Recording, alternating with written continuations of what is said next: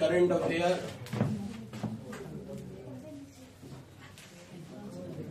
2024 ही चल रहा है ना। चलिए पहला प्रश्न पढ़ दीजिए। 1 अप्रैल 2024 तक भारत का विदेशी मुद्रा भंडार कितना बिलियन डॉलर था?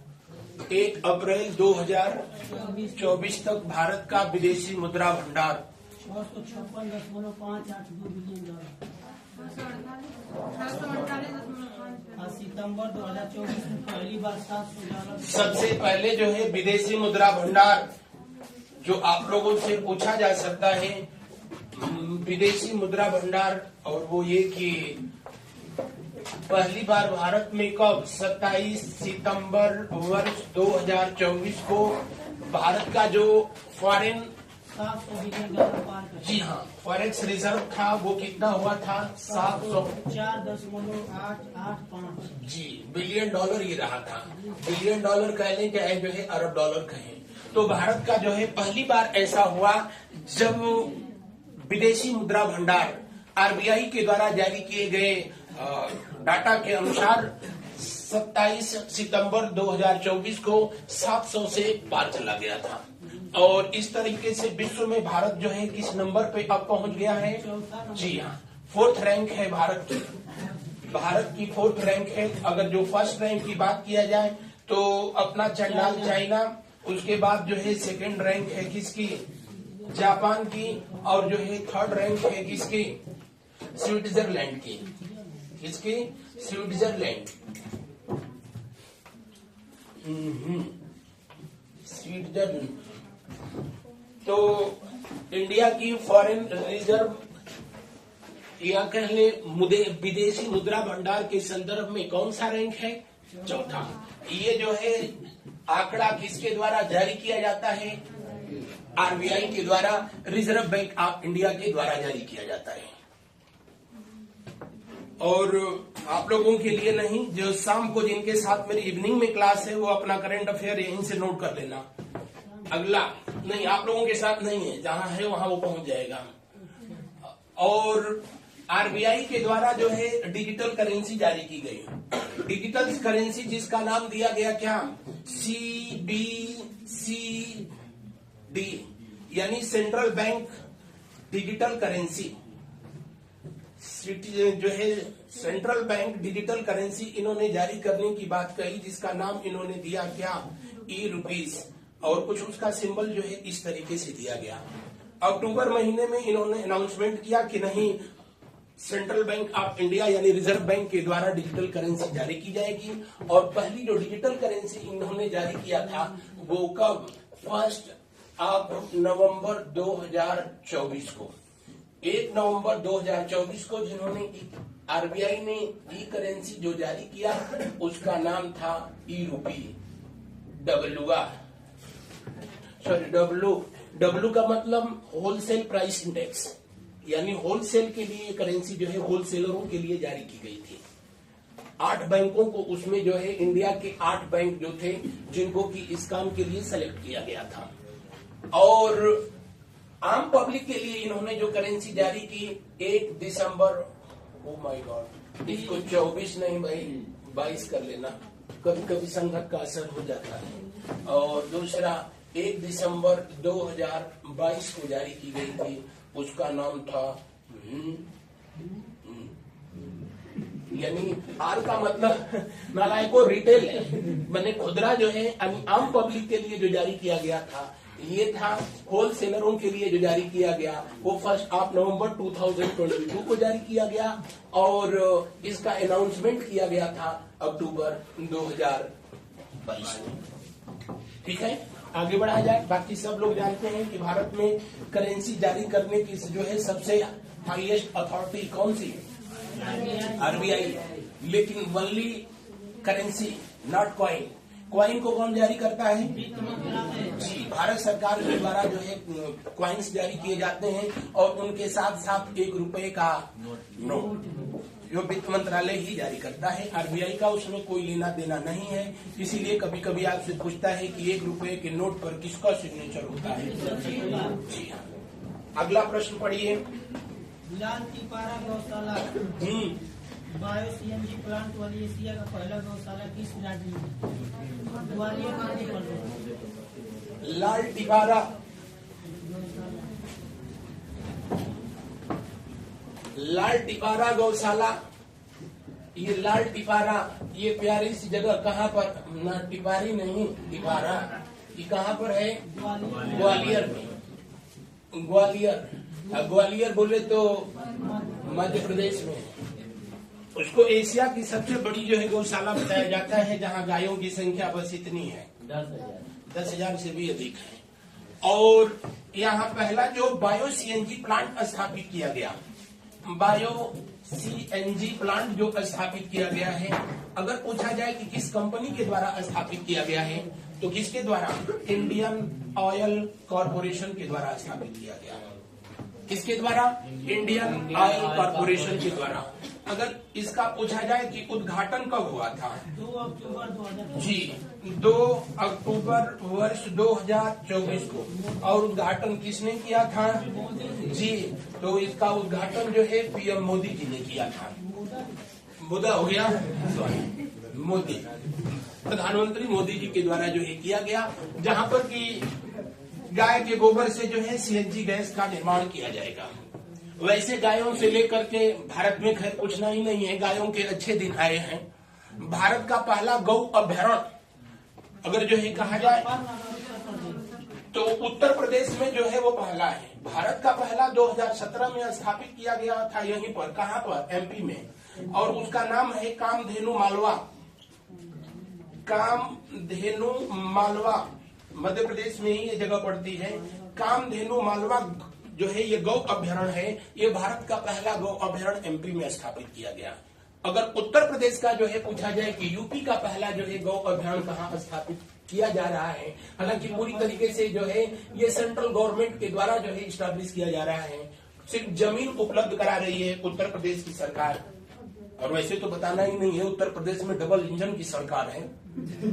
तो बस बातें केंद्र सरकार और राज्य सरकार की है, सब वही। किस जिले में? बोलो, मुजफ्फरनगर। और ये किस मंडल में पड़ता है? बर्तर, सहारनपुर में पड़ता है। तो ये उत्तर प्रदेश का पहला अगर जो है गौ अभयारण्य पूछा जाए तो मुजफ्फरनगर में स्थापित किया जा रहा है। गौ अभयारण्य मतलब जो है वो जंगली क्षेत्र जो गायों के लिए जो है क्या कर दिया जाएगा? आरक्षित कर दिया जाएगा। अब दिक्कत यह है कि गायों के लिए, गायों को अगर जो है जंगल में छोड़ा जाएगा तो जंगल में वो रहने के लिए अभ्यस्त नहीं है। तो अभी बताया जा रहा है कि रोजगार के अभी और साधन उपलब्ध होंगे, इसलिए कि उनकी चरवाही भी करनी पड़ेगी ना। नहीं तो गवर्नमेंट जो है जंगल में चीता ला करके छोड़ दे, ला करके जंगल में गाय को छोड़ दे, तब तो सब सुरक्षित रहेंगे। लेकिन बहरहाल फिर आप अभी इसी को याद रखेंगे। अभी बताया था कि नहीं, आप सबको बताया गाय, एक भारत का राज्य जिसने गाय को अपना, महाराष्ट्र। महाराष्ट्र ने इसको जो है राज्य माता का दर्जा दिया। महाराष्ट्र ने राज्य माता का दर्जा दिया। पूछा जाए कि गौ मंत्रालय सबसे पहले किसने शुरू किया? मध्य प्रदेश ने।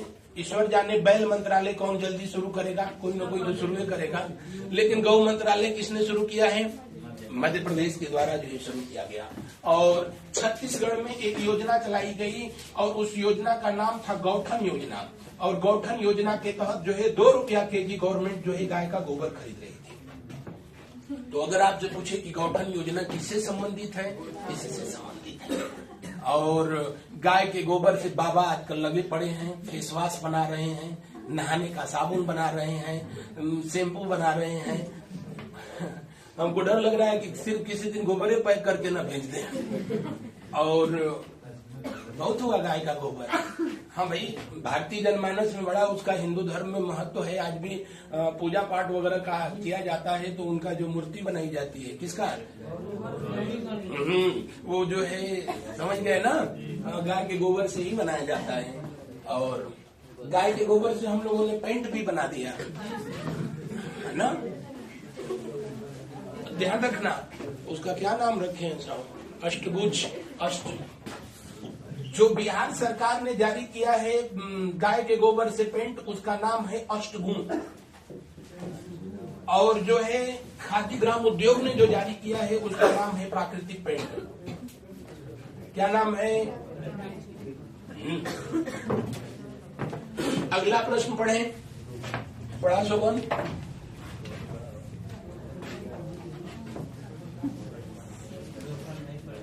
सैयद मुश्ताक अली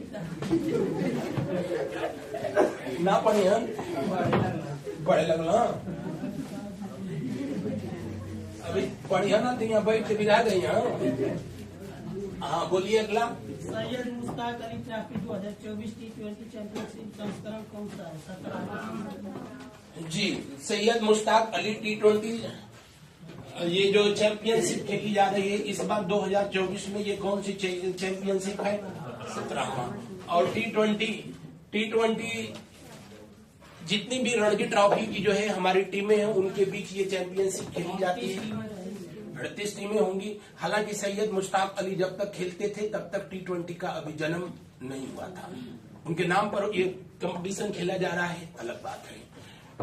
सैयद मुश्ताक अली ये भारत के पहले ऐसे जो है क्रिकेटर थे जिन्होंने विदेश में टेस्ट क्रिकेट में शतक लगाया था। विदेश में टेस्ट क्रिकेट में शतक लगाने वाले पहले भारतीय व्यक्ति थे और वो थे कौन?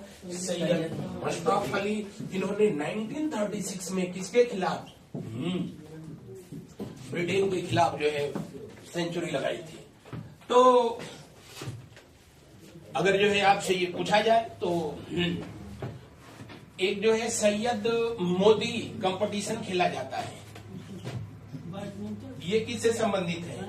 ये बैडमिंटन से संबंधित है, ध्यान रखेंगे। सैयद मुश्ताक अली जो है सैयद मुश्ताक अली ट्रॉफी इससे संबंधित है। सैयद मोदी बैडमिंटन कंपटीशन, और ये हमेशा जो है कहाँ खेला जाता है?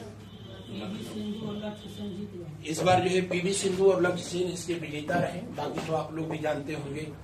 ये सैयद मोदी भारत के लखनऊ के कभी इंटरनेशनल लेवल के 8 बार या 9 बार ये जो है नेशनल चैंपियन रहे थे। राष्ट्रमंडल खेलों में भी इन्होंने गोल्ड मेडल जीता। जुलाई 1988 में यही केडी सिंह बाबू स्टेडियम से जब जो है ये अभ्यास करके जो है बाहर निकल रहे थे तो इनका मर्डर कर दिया गया, हत्या कर दिया गया, जो भारत की राजनीति में काफी चर्चा में रहा। और उससे भी दुर्भाग्य की बात थी कि जो है उनके मर्डर कराने वालों में कोई और नहीं, इसलिए चर्चा में था कि उसमें जिस व्यक्ति को आजीवन कारावास दिया गया था भगवती सिंह को, अभी 2-4 महीने पहले आप लोगों ने देखा था सुप्रीम कोर्ट ने उसकी याचिका खारिज कर दी क्योंकि उसको आजीवन कारावास मिला है। और उसने जो है सुप्रीम कोर्ट में ये दलील दी थी कि जो है उनकी जो हत्या कराई गई थी उसमें उन्हीं की पत्नी का हाथ था। उन्होंने खुद सुपारी दी थी हत्यारों को, और उसके बावजूद भी जो मेन उसमें मुलजिम है वो बाहर आराम से, सुप्रीम कोर्ट ने उस याचिका को खारिज कर दिया क्योंकि ये भारत के राजनीतिक मामला था। इनकी पत्नी जो थी वो भी नेशनल लेवल की जो है बैडमिंटन खिलाड़ी थी और एक बहुत बड़े राजनीतिक घराने से उनका ताल्लुकात भी था। अगला प्रश्न पढ़िए, बस आप लोग इतना याद रखिए। सागर मंथन द ग्रेट ओशन डायलॉग 2024 का आयोजन कहाँ किया गया? सागर मंथन ग्रेट ओशन डायलॉग कहाँ पर किया गया था? 18 और 19 नवंबर 2024 को मुंबई में किया गया था। और स्पेशली ग्रेट ओशन डायलॉग 2024 इसका आयोजन ब्लू इकोनॉमी को इम्प्रूव करने के लिए किया गया था। ब्लू इकोनॉमी नीली अर्थव्यवस्था मतलब जी हाँ, समुद्र से संबंधित जो है इकोनॉमिकल एक्टिविटीज को प्रमोट करने के लिए जो है ये जो ओशियन डायलॉग आयोजित किया गया था। कहाँ पर आयोजित किया गया था? मुंबई में। ब्लू इकोनॉमी का मतलब ही होता है समुद्र से जो है मछली या और भी ऐसे जितने भी जो है मटेरियल जो कि उससे प्राप्त होते हैं, या वो सभी इकोनॉमी जो कि जो है समुद्र से डायरेक्टली या इनडायरेक्टली अटैच है, वो सब ब्लू इकोनॉमी के अंतर्गत आती है। अगला प्रश्न पढ़ें। पेरू मेगा पोर्ट की स्थापना लीमा में किस देश के सहयोग से किया गया? पेरू मेगा पोर्ट, चीन के सहयोग। जी, पेरू मेगा पोर्ट या तो इसको कहेगा और नहीं तो इसका दूसरा नाम है कौन सा? चाणके है या चेना है? चाणके। अच्छा हाँ, चाणके। और चाणके पोर्ट को ये स्थापित किसने किया है? चीन ने। अगर पूछा जाए कि किसके द्वारा स्थापित किया गया, चाइना के द्वारा जो है किया गया था। और किस देश में किया गया है? दक्षिण अमेरिका पेरू। दक्षिण अमेरिका का देश है जिसका नाम है क्या? पेरू। दक्षिण अमेरिका और एशिया के बीच दूरी। दक्षिण अमेरिका एशिया को मारे गोली, उसको जो है इन लोगों का राजनीति का मामला है। क्यों? क्योंकि चाइना का जो है पड़ोसी देश, अभी चाइना जिसको अपना हिस्सा मानता है हांगकांग को, उसको जो है प्रमोट कर रहा है कौन? अमेरिका।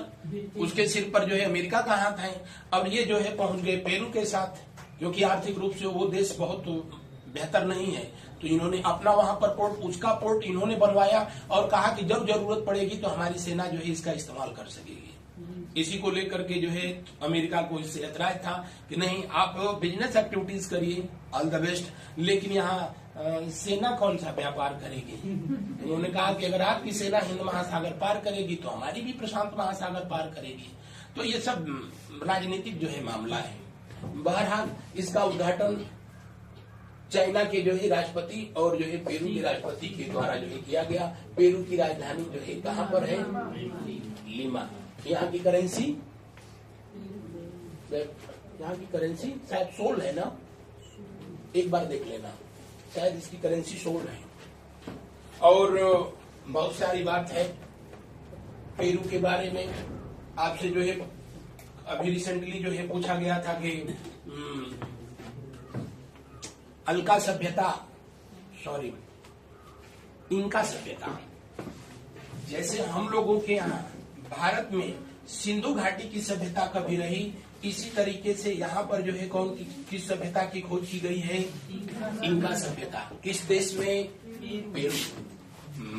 मैक्सिको में जो खोजी गई है उसका नाम है माया सभ्यता। और यहाँ पर जिस सभ्यता की खोज की गई है उसका नाम है क्या? इंका सभ्यता। इंका सभ्यता के खंडहरों को ही वर्ष 2007 में, खास करके जो है सिविल वाले देख लेते रहना, 2007 में जो है इनको 7वां वो घोषित किया गया है, 7वां अजूबा। जो 7 आश्चर्य दुनिया के हैं उसमें जो है 7वां जो आश्चर्य है वो 2007 में पेरू में स्थित इंका सभ्यता के खंडहरों को जो है किया गया है। और इसका नाम है क्या? कौन? कोई माचू करके है, माचू पिचू की क्या नाम है? माचू पिचू है ना, माचू पिचू। तो माचू पिचू। तो अगर पूछे कि 7वां अजूबा किस देश में स्थित है? जी हाँ, पेरू में स्थित है। और इंका सभ्यता के जो है खंडहरों को कहा जाता है। यहीं पर दुनिया में सबसे अधिक ऊंचाई पर स्थित एक झील है जिसका नाम है क्या? टीटीकाका। क्या? टीटीकाका झील।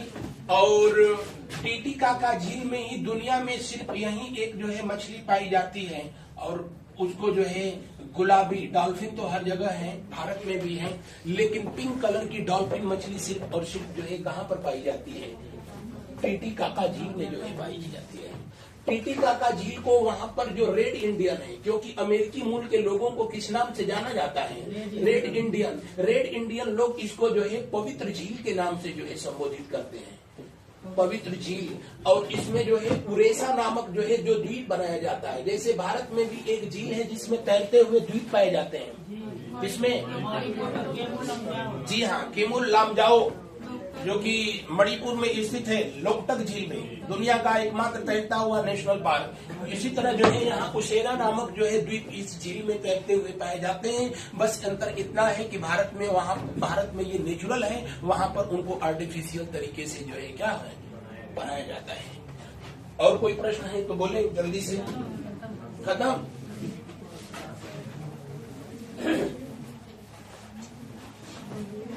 अगले दिन के लिए लिखिए, अगले दिन के लिए लिखें। पहला प्रश्न, विश्व विरासत सप्ताह, विश्व विरासत सप्ताह नवंबर में कब मनाया गया? दिवस नहीं, सप्ताह। नवंबर में कब मनाया गया?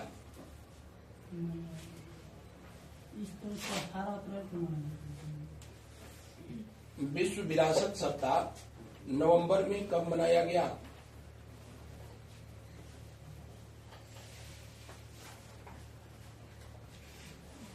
नवंबर माह में कब बनाया गया?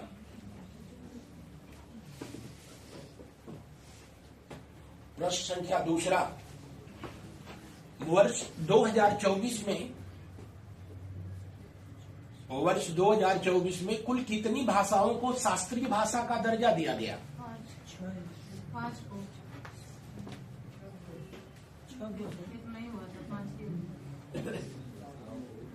कितनी भाषाओं को शास्त्रीय भाषा का दर्जा दिया गया?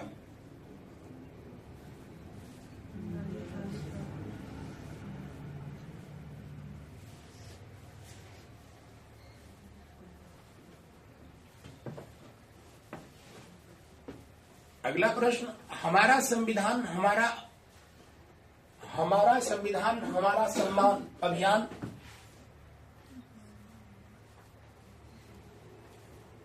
हमारा संविधान हमारा सम्मान अभियान की शुरुआत कहां से की गई?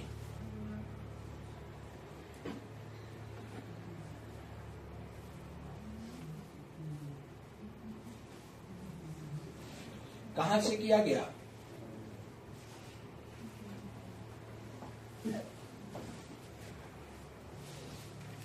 नेक्स्ट प्रश्न, डिजिटल शक्ति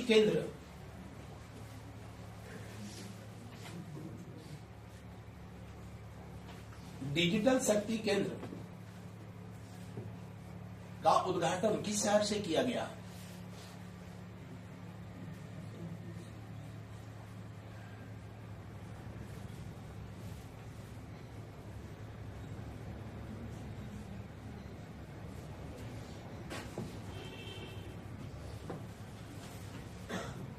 किस शहर से किया गया?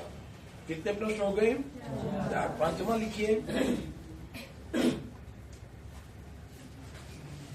किस योजना के तहत उत्तर प्रदेश सरकार के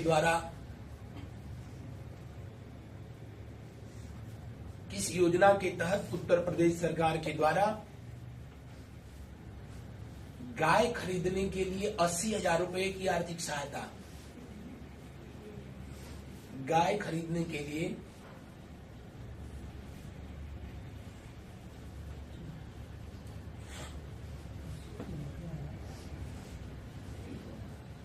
80,000 रुपए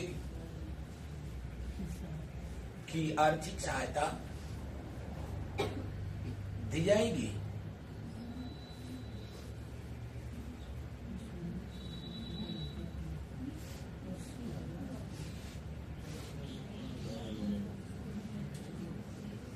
गाय खरीदने के लिए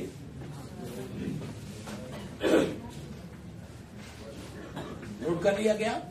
इन 5 प्रश्नों को आप जो है अपने से सॉल्व करेंगे। आजकल हमारी सरकारें गायों को लेकर के कुछ ज्यादा ही सक्रिय है। अभी एक सरकार जो है अनाउंसमेंट किया है कि जो पशुपालक हैं देसी गाय अगर रखते हैं तो उन देसी गायों के परवरिश के लिए 50 रुपया महीना दिया जाएगा। 50 रुपया महीना।